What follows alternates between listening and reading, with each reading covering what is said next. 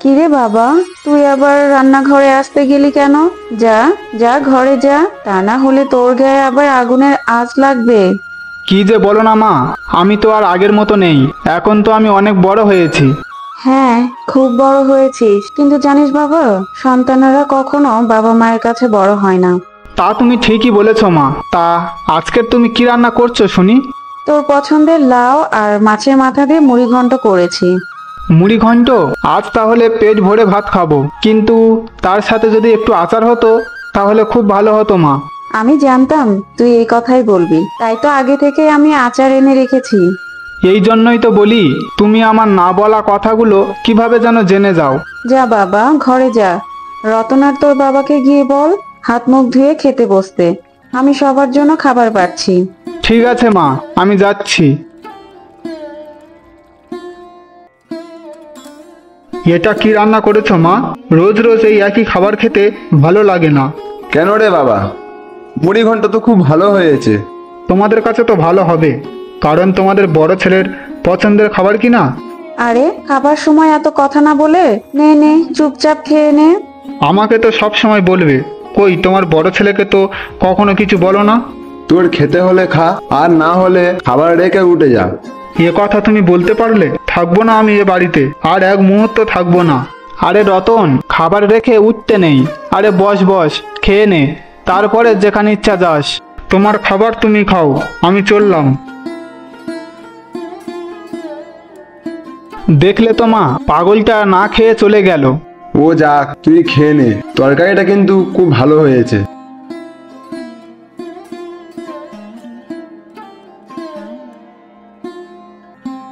কি রে রতন, মুখ গোমড়া করে বসে আছিস কেন?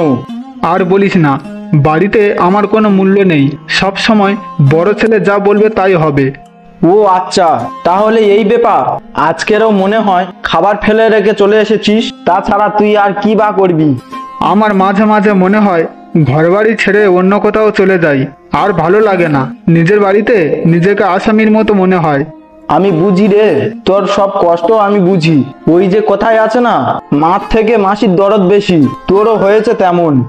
মানে, তোর কথা আমি কিছু বুঝতে পারলাম না। আমি মায়ের কাছে শুনলাম সুমনদা নাকি তোর নিজের দাদা না। এসব কি বলছিস তুই? কিন্তু আমি তো এসব কথা কিছু জানি না। জানবি কি করে? তোর বাবা মা তো তোকে কখনো বলবে না সে কথা। কাকা কাকিমা ওকে মেলা থেকে গুড়িয়ে পেয়েছিল। এ কি কথা শোনালি আমাকে? কিন্তু এ ব্যাপারে আমার বাবা মা তো আমাকে কোনোদিন কিছু বলেনি। কাকা কাকিমা তো সুমনদাকে নিজের ছেলের মতন করে মানুষ করেছে, আর ওরা সুমনদাকে খুব ভালোবাসে, তাই তোকে কিছু বলেনি। ও আচ্ছা, তাহলে এই ব্যাপার। আচ্ছা দাঁড়া, এবারে আমি দেখছি। আমি এখন চলি রে।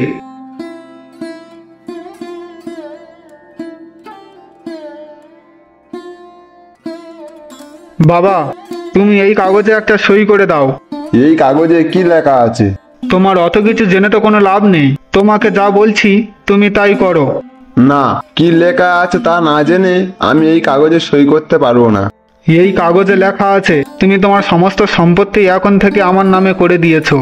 না, আমি এই কাগজে সই করতে পারবো না।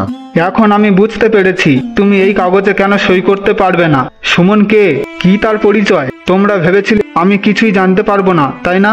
কি কি জানিস তুই? সুমন আমার নিজের দাদা নয়, তোমরা ওকে মেলা থেকে গুড়িয়ে নিয়ে এসেছো। রতন, এ কি বলছিস তুই? এসব কথা তোকে কে বললো? না না মা, আমি এখন সত্যিটা জানতে পেরেছি। সুমন আমার দাদা নয়, আর বাবার সম্পত্তিতে ওর কোনো অধিকার নেই।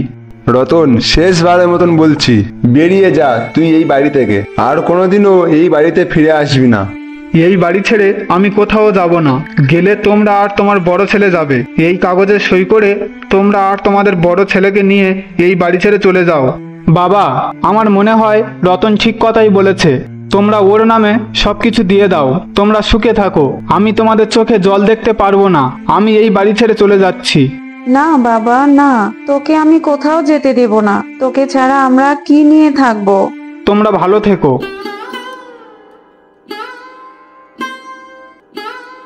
কি গো, বসে বসে কি ভাবছো তুমি? কি আর ভাববো? ভাবছি আমার এত সম্পত্তি কে দেখাশোনা করবে। এখন আমার সুমন যদি আমার কাছে থাকতো, তাহলে আমার আর কোনো চিন্তাই থাকতো না। আমাদের দুর্ভাগ্য, তাই আমরা আমাদের সুমনকে হারিয়ে ফেলেছি। তুমি দেখো, একদিন আমাদের সুমন ঠিকই আমাদের কাছে ফিরে আসবে। আমি ভাবছি মরার আগে আমার সমস্ত জায়গা জমি গ্রামের মানুষদের নামে লিখে দিয়ে যাব। এটা তুমি ঠিকই বলেছো। তাছাড়া গ্রামের মানুষ আমাদেরকে খুব ভালোবাসে। শোনো গিন্নি, আমাদের এত সম্পত্তি মরার পরে তো আমরা সাথে করে নিয়ে যেতে পারবো না। সেই জন্যই তো আফসোস হয় গো। যদি আমার সুমনকে ফিরে পেতাম তাহলে সে সবকিছু দেখাশোনা করতে পারতো। চিন্তা করো না, কপালে থাকলে আবার আমরা আমাদের সুমনকে ফিরে পাবো। যাই দেখি, একটু গ্রামের দিক থেকে হেঁটে আসি।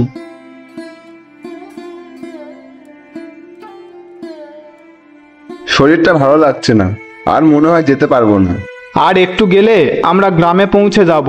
আমরা সেখানে গিয়ে কারোর বাড়িতে একটু আশ্রয় নেব, তারপরে বিশ্রাম নিয়ে আবার রওনা দেব। কাল থেকে আমরা কিছুই খাইনি, সবই ওই অমানুষ ছেলেটার জন্যই হলো। ওকে আমি পেটে ধরে পাপ করেছি। না মা, অমন করে বলো না। দেখবে রতন একদিন না একদিন ওর নিজের ভুল ঠিকই বুঝতে পারবে। ওগো ওগো চলো, আর একটু আমাদেরকে সামনে যেতে হবে যে। আর একটু বিশ্রাম করে নিয়ে গিন্নি, তারপরে আবার যাব। বাবা, এখানে দেরি করলে সন্ধ্যা নেমে আসবে। চলো, তার চেয়ে ভালো আমরা সন্ধ্যার আগে গ্রামে চলে যাই।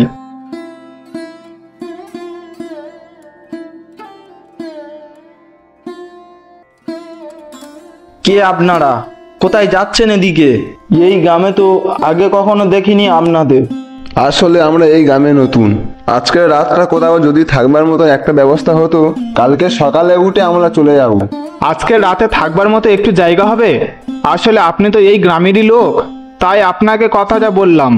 আমার বাড়ির সামনে এসে বলছো কোথায় থাকবে? শোনো, তোমরা আমার বাড়িতে থাকবে। এসো তোমরা আমার সাথে। আমাদেরও একটা ছেলে ছিল, দেখতে ঠিক তোমাদের ছেলের মতো। ওরও নাম ছিল সুমন। তাই নাকি? তাহলে মনে করুন এটা আপনারও ছেলে। তা আপনার ছেলে কোথায় থাকে, কি করে শুনি? অনেক বছর আগে বনের ওপারে মেলা দেখতে গিয়ে আমরা আমাদের ছেলেকে হারিয়ে ফেলি। জানি না এখন সে কোথায় আছে। কি বললেন? মেলাতে হারিয়ে ফেলেছেন? আপনার ছেলে লাল রঙের শার্ট আর প্যান্ট পরেছিল। হ্যাঁ হ্যাঁ, কিন্তু আপনি জানলেন কিভাবে? দেখো গিন্নি, দেখো নিয়তি কোথায় নিয়ে দাঁড় করিয়ে দেয়। শুনুন, এই হলো আপনার সেই ছেলে সুমন।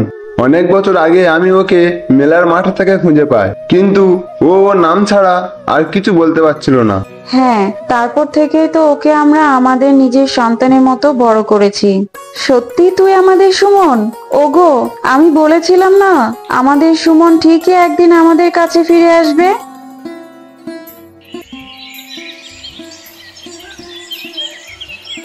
বুঝলেন মশাই, এখন তো বয়স হয়েছে, গ্রামের মানুষও আমাকে খুব ভালোবাসে। তাহলে তো আপনি খুব ভালো আছেন, আর এখন তো আবার ছেলেকেও পেয়ে গেলেন। এখন তো আপনি আরো বেশি খুশি। হ্যাঁ, এখন থেকে আমার সবকিছু সুমন দেখবে। আর হ্যাঁ, একটা কথা, আপনি আর বৌদি আমাদের সঙ্গে এখানেই থেকে যাবেন। বাবা, আপনাদেরকে কত খুঁজেছি, কিন্তু কোথাও খুঁজে পাইনি। রতন, তুই এখানে?